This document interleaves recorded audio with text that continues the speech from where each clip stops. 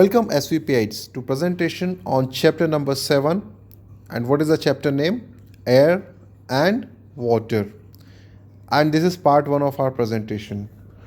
So बच्चों, हवा और पानी, जिसको आप इंग्लिश में बोलते हैं, हवा को बोलते हैं एयर और पानी को बोलते हैं water.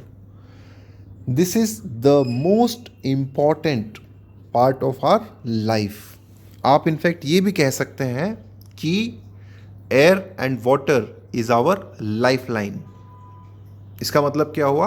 If no air, no water, no life. आप सोच रहे होंगे ऐसा क्यों?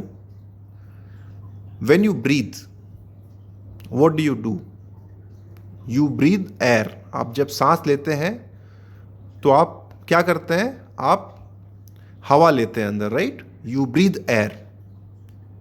सो दैट मीन्स सांस लेने के लिए हवा का होना बहुत ज़रूरी है. करेक्ट? अब आपको समझ में आ गया कि एयर हमारे लिए कितनी इंपॉर्टेंट है. What about water? पानी की क्या ज़रूरत? आपने कभी सोचा है कि आप कितनी देर तक बिना पानी पिए रह सकते हैं? May be 2 hours, 4 hours, 1 day, 2 day, 3 day, right? But उससे ज़्यादा आप बिना पानी पिए नहीं रह सकते. That means water is also very important for our life. इसीलिए हम क्या बोल सकते हैं? Air and water, they are our lifeline. No air, no water means no life. Clear? Very good. Now let's go to the chapter. अब हम बच्चों air और वाटर इन दोनों के बारे में इस प्रेजेंटेशन में और बाकी के प्रेजेंटेशंस में बहुत कुछ सीखेंगे. We will learn a lot about air and water and you know most of the things. आपको एयर एंड वाटर के बारे में ऑलरेडी काफ़ी सारी चीज़ें पता है, but now you will understand them in a better way. आप सब अपनी बर्थडे सेलिब्रेट करते हो, राइट? So all of you know what is this. क्या है ये? Balloon. And what is this? This is also balloon.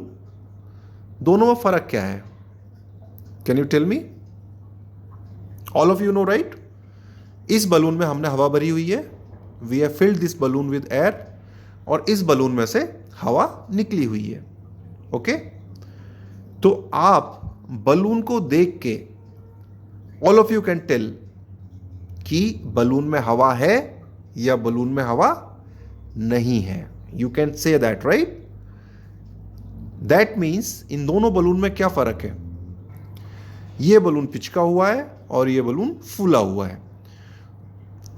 Balloon फूला हुआ मतलब इस बलून ने स्पेस ऑक्यूपाई कर रखी है, जगह घेर रखी है, राइट? तो इस बलून में ऐसी क्या चीज है जिसने जगह घेरी हुई है, जिसने स्पेस ऑक्यूपाई की हुई है? Can you tell me? आपने क्या किया था इस बलून में? हवा भरी थी ना? Correct? So that means air occupies space. हवा क्या करती है? हवा स्पेस ऑक्यूपाई करती है. हवा जगह घेरती है. क्लियर? सो इनको देख के आपको समझ में आ गया कि एयर ऑक्यूपाइज स्पेस, बलून देख के. करेक्ट? अब आप ये देखिए, आपके घर में कार होंगी या बाइक होंगी, मोटरसाइकिल, या तो आपके घर में बाइसिकल होगी आपकी खुद की, राइट? ये क्या है आपको पता है? This is a tyre. Car का टायर है और ये भी कार का टायर है, right? Now can you tell me दोनों कार के टायर में क्या डिफरेंस है? यस, ये कार का टायर क्या है? पिचका हुआ है, फ्लैट बोलते हैं उसको इंग्लिश में. This car tyre is flat. और ये कार का टायर जो है वो पिचका हुआ नहीं है. Again, can you tell me what is the difference? ये कार के टायर में से हवा निकल गई है, इसीलिए ये पिचक गया है, या ये कार का टायर फ्लैट हो गया है. Whereas in this car tyre air is inside the tyre and that is why it is not flat. इसीलिए ये पिचका हुआ नहीं है और इसने जगह घेरी हुई है, right? So that means air occupies space. Car के टायर को देख के भी आपको समझ में आएगा, बलून्स को देख के भी समझ में आएगा. आप अपनी बाइसिकल जब राइड करते हैं, अभी कभी कभी आपका जो है कार का टायर ये बाइसिकल का टायर जो है वो पंक्चर हो जाता है, फ्लैट हो जाता है, हवा निकल जाती है। आप क्या करते हैं उसमें, आप उसमें हवा भरते हैं और वापस जो है आपकी साइकिल का टायर बड़ा हो जाता है, राइट। दैट मीन्स उसमें आपने हवा भरी और हवा ने स्पेस ऑक्यूपाई किया, correct. Now what we will do, we will go through few very interesting activities, okay, and this will make things more clear. So let us watch some very interesting videos. इस प्रयोग के जरिए साफ होगी। एक table tennis की ball को मैंने पानी में डाला है। अब मैं इस खाली ग्लास को उल्टा करके नीचे की ओर दबाऊंगा। क्या लगता है आपको, क्या ये बॉल ऊपर रहेगी, बीच में जाएगी या फिर एकदम नीचे चली जाएगी? जवाब देने की बारी फिर आपकी है। इस वीडियो को पॉज करें और इस सवाल का जवाब सोचें। और अगर कोई स्टूडेंट आपके साथ इस वीडियो को देख रहा है तो उससे अपनी जवाब की चर्चा करके वीडियो को आगे बढ़ाएं। जरा सोचिए, क्या ये बॉल ऊपर रहेगी, बीच में जाएगी या एकदम नीचे पहुंच जाएगी?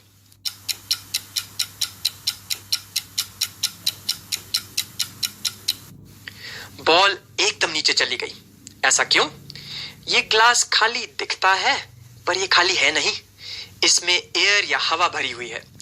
जब मैं इस एयर से भरे ग्लास को नीचे की ओर दबाता हूं तो ग्लास में भरी ये एयर बॉल को नीचे की ओर धक्का देती है।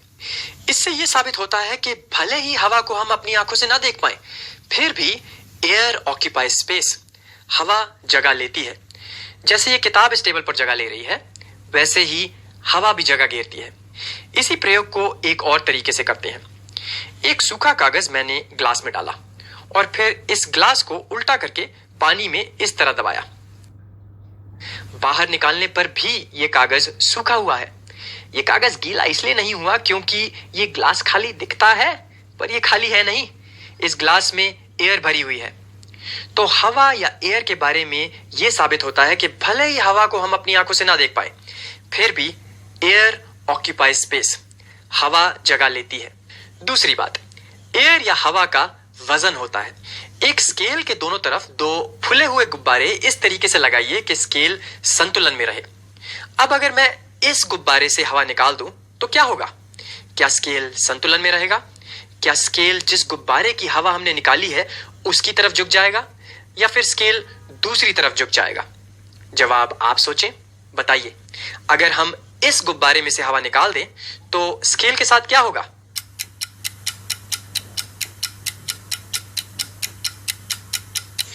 एक नुकीली वस्तु लेकर मैंने इस गुब्बारे से हवा निकाली तो स्केल हवा से भरे गुब्बारे की तरफ झुक गया।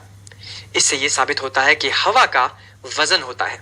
अच्छा, यहां पर मैं असफलता के बारे में आपसे कुछ कहना चाहूंगा। यह प्रयोग करते वक्त मुझे 7 बार असफलता का सामना करना पड़ा। पहली बार गुब्बारा स्केल से उड़ गया। दूसरी बार स्केल मेरे कैमरा से शर्माकर उल्टी तरफ मुड़ गया। फिर यह पता चला कि एक धागा दूसरे से लंबा है। गुब्बारा फोड़ने पर वो फटा नहीं, ये बहुत ही बड़ा अचंबा है। अंत में जाकर के सफलता हाथ लगी। तो आप भी असफलता से घबराइएगा नहीं। असफलता प्रयोग करने का एक बहुत जरूरी हिस्सा है। ठीक है, तो अब तक हवा के बारे में हमने 2 नई बातें सीखी। एयर ऑक्यूपाइज स्पेस, हवा जगह घेरती है, और एयर हैज वेट, हवा। नई आश्चर्यजनक बात सामने आती है। जरा सोचिए, आपके सर के ऊपर की जगह बेशक ही खाली दिखे, लेकिन असल में यह जगह हवा से भरी हुई है। अच्छा, मान लीजिए कि आपके सर और कंधों के ऊपर इतना क्षेत्र है। अगर इससे शुरू करके हम एक लंबा स्तंभ बनाएं जो एटमॉस्फेयर के अंत तक जाता है, तो उस लंबे स्तंभ में मौजूद सारी हवा का वजन कितना होगा? जवाब के लिए तैयार है? 1000 किलोग्राम, जो कि एक कार के वजन के बराबर है। हवा के इसी दबाव को हम एयर प्रेशर भी कहते हैं। यहां पर एक सीधा सा सवाल उठता है, अगर हमारा शरीर इतने ज्यादा दबाव के नीचे है तो यह दबाव या एयर प्रेशर हमें कुचल क्यों नहीं देता? अब दिलचस्प बात यह है कि इस प्रश्न का जवाब और वो कारण जिसकी वजह से ये टैंक कुचला गया और ये कैन पिचक गया, इन तीनों ही बातों में हवा के दबाव की अहम भूमिका है।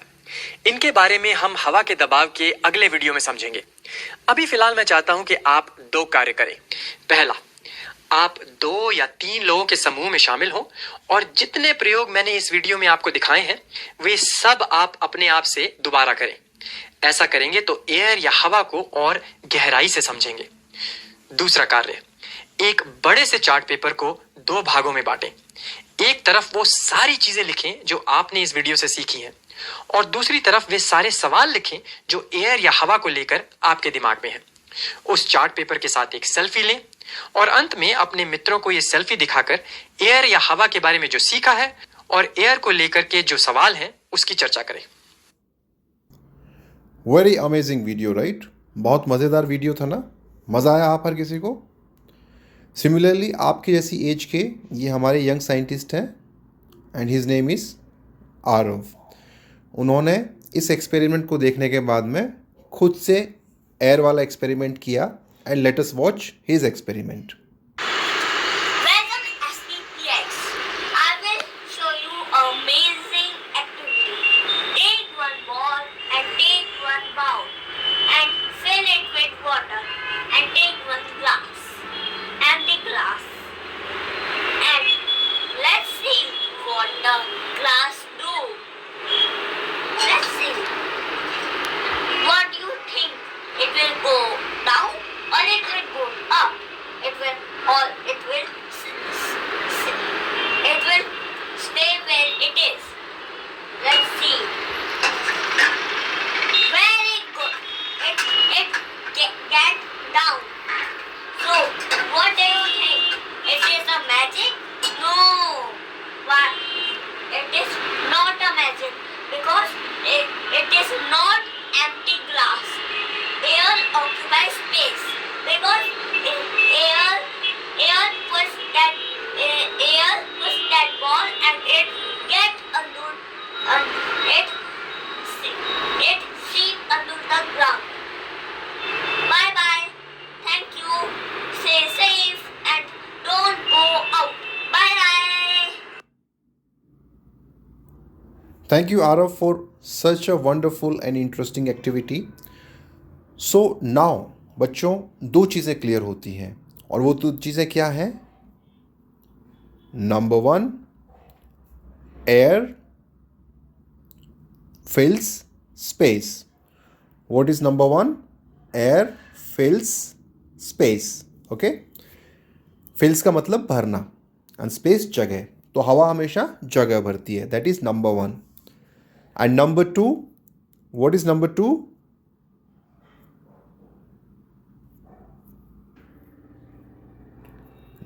Number 2 is air has, and what is this? WEIGHT, weight. weight का मतलब होता है वजन. सो आपको पता है उस एक्सपेरिमेंट में हमने 2 बलून टांगे एक स्टिक से और एक बलून को हमने फोड़ा. Then what happened?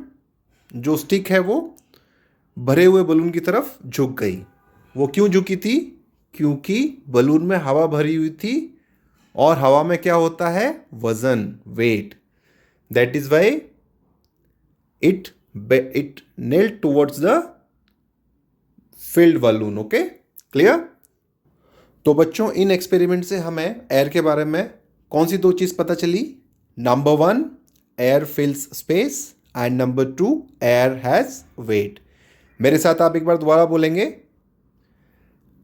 Number 1, air fills space, हवा जगह भरती है, right? And number 2, air has weight. Weight means वजन. Very good. बच्चों अब हम जो है एयर के बारे में एक और अमेजिंग एक्टिविटी करेंगे. We will do one more very interesting activity about air. Let's watch that.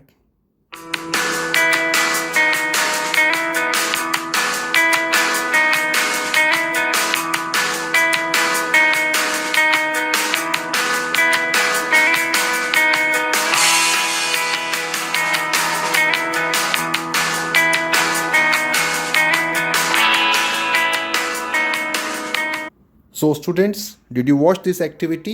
आपने अभी भी जो एक्टिविटी हुई थी उसको ध्यान से देखा? Okay. Now you tell me what happened. पहले जो कैंडल है वो बर्न कर रही थी, जल रही थी, राइट? और वो बुझ नहीं रही थी, आराम से जल रही थी। फिर हमने क्या किया, एक ग्लास लिया और उस कैंडल के ऊपर रख दिया इन्वर्ट करके। And after that what happened? So students, इससे हमें पता चलता है कि हवा जो है वो बर्निंग के लिए ज़रूरी है। If there is no air then things won't burn. अगर हवा नहीं है तो कोई भी चीज़ जलेगी नहीं। That means air is needed. NEED, ये क्या होता है? NEED मतलब नीड। नीड का मतलब क्या होता है? ज़रूरी, ज़रूरत। ठीक है, सो NEEDED, needed. Okay, FOR and जलने को इंग्लिश में क्या बोलते हैं? BURN, burn. बर्न मीन्स जलना। And BURNING, burning. तो इससे हमें क्या पता चला? जो तीसरी डिस्कवरी है, third thing about the air, that air is needed for burning. किसी भी चीज को जलने के लिए किसकी जरूरत होती है? एयर की। Okay, so everyone will repeat with me, what is the third property of air? Air is needed for burning. Okay, very good. Now let's watch one more activity. Have you seen dewdrops on a leaf on a cold morning? Have you wondered how dewdrops are formed? Observe this activity and you will be able to understand dewdrops. We need ice, water, and a glass. Put some ice and water into a clean, dry glass. Now let the glass rest for some time. You will soon see a misty layer of water on the outer surface of the glass. Now wait a little while longer and observe. Small droplets of water coalesce and run down the surface of the glass. The water droplets are formed when water vapor in the air cools and changes into water when it meets the cold surface of the glass. This process of changing from the gaseous state to the liquid state is called condensation. It is the opposite process of evaporation. Now, can you explain how dewdrops form? Dewdrops are droplets of water that have condensed on a cool leaf surface from water vapor in the air. Can you think of any other examples of condensation? Very good. So students, from our previous activity, आपको क्या पता चला? Did you notice something? कोई चीज़ आपने notice की? I think आप सब ने ग्लास में कोल्ड ड्रिंक या जूस जो है, ठंडा जूस आपने पिया होगा, राइट? घर पे या कहीं भी। आप उसको थोड़ी देर अगर छोड़ देते हो, if you leave it for some time, did you ever notice कि उसके बाहर जो है, ग्लास के बाहर, ग्लास गीला हो जाता है, वाटर ड्रॉपलेट्स आ जाती हैं, राइट? सो ये एक्सपेरिमेंट वही एक्सप्लेन कर रहा था आपको, ठीक है? So with this experiment what did we know about air? हमें ये पता चला कि हवा में पानी है। What did we understand? That हवा में पानी है। इंग्लिश में कैसे बोलेंगे? Air has water. Okay, and ये जो पानी होता है हवा के अंदर, इसको बोलते हैं हम मॉइस्चर। क्या बोलते हैं? MOISTURE। Everyone will repeat with me, MOISTURE, and this is called moisture. Repeat again, this is called moisture. So this is the third property of, or rather fourth property of water, right? So air has water or moisture. So students, we will stop our presentation here. आज बहुत ही interesting presentation था। हमने बहुत सारे activities देखी about air, और हमने air के बारे में आज 4 चीज़ें सीखी। And can you tell me which are 4 things? Okay, repeat with me. Number 1, air fills space. Okay, Number 2, air has weight. Number 3, air is needed for burning. And number 4, air has water or moisture. So now you will repeat all these activities at home and you will learn about air. Thank you.